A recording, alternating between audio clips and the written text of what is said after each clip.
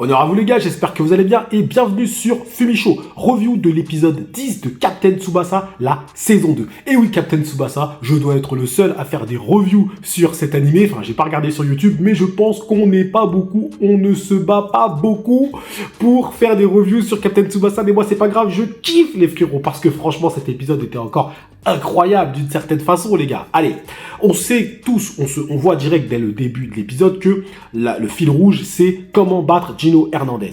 Tout de suite on va nous dire qu'il a des stats de ouf. D'ailleurs apparemment le seul qui a réussi à mettre un but à Gino Hernandez c'est Karl-Heinz Schneider. Donc ça te montre déjà la force de Karl-Heinz Schneider parce qu'en plus qu'on verra à la fin évidemment comment Tsubasa va mettre un but, tu te dis que Tsubasa a été aidé au final. Karl-Heinz Schneider a mis un but tout seul, apparemment, visiblement. C'est ce que Wakabayashi va nous dire. Donc, l'Italie joue clairement en contre-attaque dans la première partie. C'est-à-dire que Gino Hernandez verrouille tout, ils frappent tous comme des fous, etc. Ils ont marqué Yuga parce qu'ils ont vu que Yuga était très dangereux. Et au final, ça joue en contre-attaque. Comme je l'avais dit, passe rapide, etc.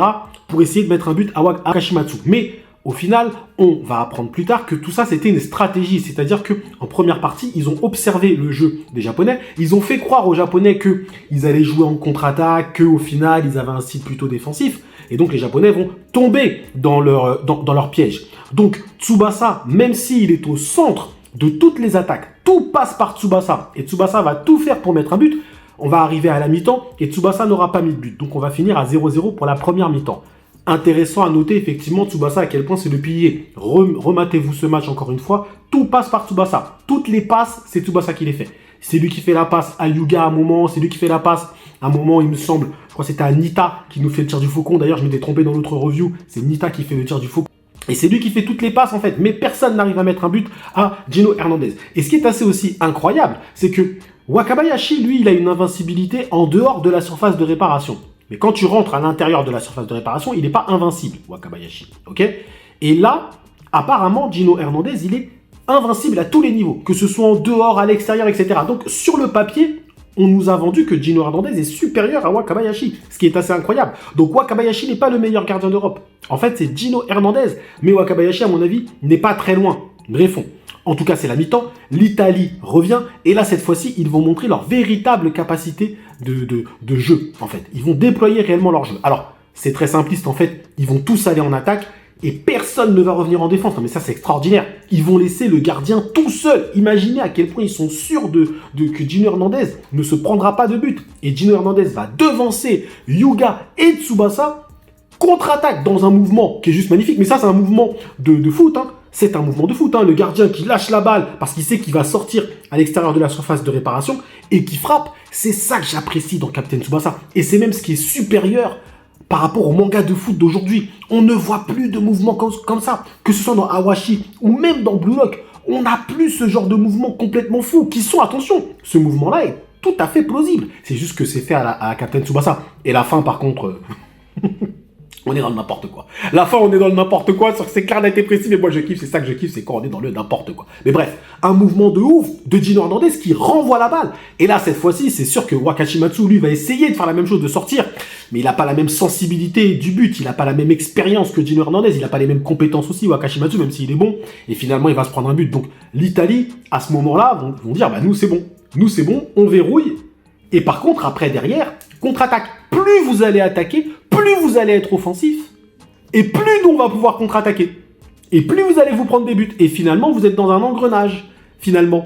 Et la solution à tout ça, bah, ça va être Misaki. Parce que Misaki va permettre à Tsubasa de percer la défense. Alors Tsubasa pouvait déjà percer la défense, mais c'était compliqué parce que là, ils s'étaient tous vraiment recroquevillés en défense. Donc là, avec Misaki, ça va lui permettre de percer la défense. Et on va donc, c'est le retour du Golden Duo. Alors je tiens quand même à m'arrêter sur ce Golden Duo parce que je pense que les personnes qui découvrent Captain Tsubasa ne comprennent pas l'importance du duo Tsubasa-Misaki. Il faut bien comprendre, les frérots, que ce duo-là, il n'est pas seulement historique dans Captain Tsubasa, il est historique dans l'univers manga. Dès qu'on parle de duo en football, on parle Tsubasa et Misaki, Olivier Hatton et Ben Baker. Ok? On est sur ce genre de duo. Ok? Toutes les personnes qui connaissent le manga Captain Tsubasa et qui ont un peu de culture dans le monde du manga savent que Taro Mizaki et Captain Tsubasa, c'est un duo qui est historique dans l'univers manga. Je dis bien dans l'univers manga. Hein. À chaque fois que tu verras deux personnes jouer ensemble, tac, tac, tac, tac, tac, passe rapide et avancer comme ça dans un manga de foot, les connaisseurs te diront toujours Tsubasa et Mizaki. C'est comme ça. Donc c'est pour ça que arrêtez-vous bien sur ces deux joueurs-là, parce que ce sont des joueurs historiques de l'univers manga de foot. Je dis bien de foot, hein, ok? Donc ils vont contre-attaquer. Et là, dans un mouvement qui sera totalement what the fuck.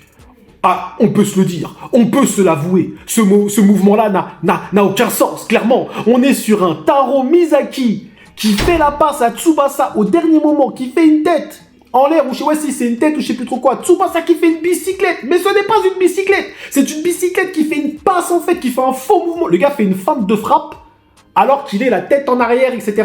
Une feinte de frappe, hein. Il ose faire une feinte de frappe hein, dans cette position-là. Feinte de frappe, passe, Gino Hernandez qui saute. Et non, en fait, ce n'est pas une passe, c'est une passe-passe et on lui refait une passe. Et il lui fait, non, là, les gars, là, c'est extraordinaire. C'est extraordinaire, c'est n'importe quoi. Moi, j'adore. Et donc, finalement, ils arrivent à percer les cages. Ils arrivent à percer la défense, à percer cette fameuse défense de Gino Hernandez. Donc grâce à Taro Mizaki, grâce au Golden Duo. Donc ils n'ont pas été menés très longtemps, mais maintenant le but c'est d'en mettre un deuxième.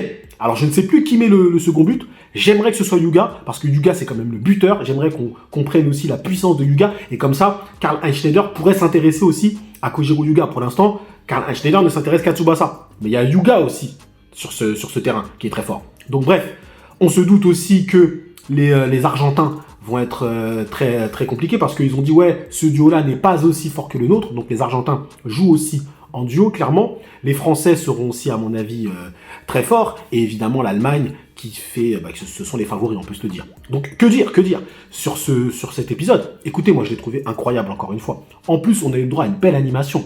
Lorsque les Italiens se font des passes rapides, regardez l'animation du ballon, tac tac tac tac tac, c'était magnifique. Franchement, c'était trop beau. Donc on a une bonne animation, en plus on a un épisode qui est très bien rythmé. Franchement, je ne me suis pas ennuyé une seule minute. Dites-moi vous en zone commentaire si vous êtes ennuyé une seule minute, mais non. Il y a un moment où effectivement il y a eu le flashback de Mizaki, mais ce flashback a magnifiquement été en lien avec le Mizaki qui était en train d'entrer sur le terrain. Alors on avait eu un épisode complet sur lui, donc quand j'ai vu un flashback, j'ai dit ouais, c'est bon, hein. On a eu un épisode sur lui frérot, complet, tu vas pas nous faire en plus de ça un flashback, mais non.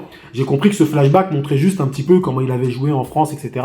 Et c'était bien en lien avec ce qu'il allait faire derrière par la suite. Donc c'est bien. Maintenant, par contre, là où Taro Mizaki va devoir évoluer, et je pense que c'est plus en Coupe du Monde qu'il évoluera de cette façon-là, mais c'est que Taro Mizaki doit quand même évoluer aussi en essayant d'exister hors de Tsubasa. Et oui, parce que c'est le défaut des duos. C'est le défaut des duos. On peut le voir même dans Dragon Ball.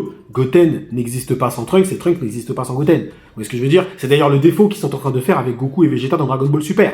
Ok, et même avec Gohan et Piccolo aussi. C'est que ils doivent réussir, l'auteur doit réussir à faire exister Mizaki tout seul et Tsubasa tout seul. Il va y arriver. Parce que Tsubasa, lui tout seul, il existe. On l'a bien vu. Et Mizaki, il était quand même tout seul en France. Mais attention, dans cette saison, je me souviens plus s'ils arrivent un peu des fois à faire des individualités qui seraient pas inintéressantes. Donc un très bon épisode, plutôt bien animé. Encore une fois, on kiffe tous Captain Tsubasa ensemble. Mine de rien, il y a quand même des personnes qui regardent ces petites reviews. Moi, ça me fait plaisir, les frérots. Et on se donne rendez-vous la semaine prochaine pour l'épisode 11, qui, à mon avis, va clôturer ce match contre l'Italie. On verra si le Japon va gagner ou pas. On verra les frérots. Mais en tout cas, voilà, il va y avoir clôture. Et j'aimerais bien que Yuga nous fasse son tir du tigre, là, hein. Néo-tir du tigre, là. Ça serait pas mal, ça aussi. Donc voilà, les frérots. Dites-moi vous en zone commentaire ce que vous avez pensé de cet épisode. Qu'avez-vous pensé du Golden Duo? Est-ce que vous êtes d'accord avec moi pour dire que c'est un duo qui est historique dans l'univers manga? Qu'avez-vous pensé de Gino Hernandez, le gardien parfait? Qu'avez-vous pensé de ce but aussi? Est-ce qu'il était un peu what the fuck? Mais vous avez kiffé vous aussi? Et que pensez-vous de mon avis lorsque je dis que les mangas de foot actuels sont très bons? Blue Lock, Awashi, c'est très bon, mais il n'y a pas cette prise de risque dans les mouvements et il n'y a pas une telle polyvalence dans la façon de mettre les buts.